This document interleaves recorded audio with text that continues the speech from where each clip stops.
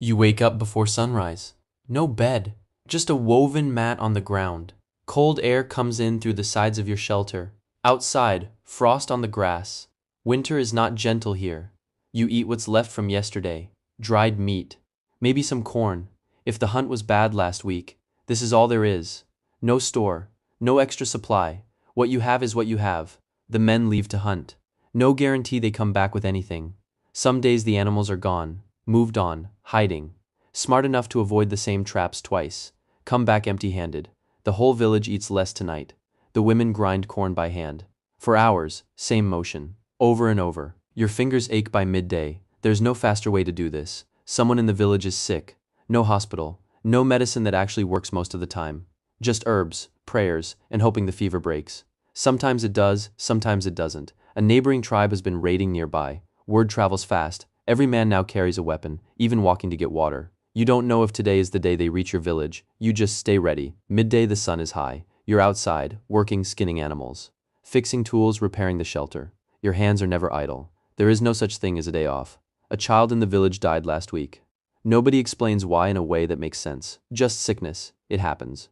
You've seen it before, you will see it again. Evening comes, the fire is lit, but food is limited. Everyone gets a small portion. Nobody complains. Complaining doesn't make food appear. Then, everything changes. Strangers arrive from across the ocean. Big ships. Bigger than anything you've seen before. At first, curiosity. Maybe even trade. Metal tools. Cloth. Things you've never held before, but something else comes with them. Something invisible. Someone in the village gets a fever unlike anything anyone recognizes. Spots cover their skin. The healers try everything they know. Nothing works. Within days they're gone. Then another person. Then another. The fever moves faster than anyone can understand. Village to village, family to family. 9 out of every 10 people you know. Gone. Not over years, within a single lifetime. The elders who knew the old stories, gone. The healers who knew the old remedies, gone. The people who remembered how to survive the hardest winters, gone. Entire villages you used to trade with, silent now. Nobody left to answer when you call out. More strangers keep arriving. More ships, more settlements. They ask for land to farm. You share it, the way you've always shared land with neighboring tribes. But this is different. They don't leave when the season ends. They build and keep building.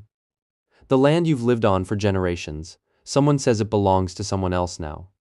A paper was signed, you never signed it.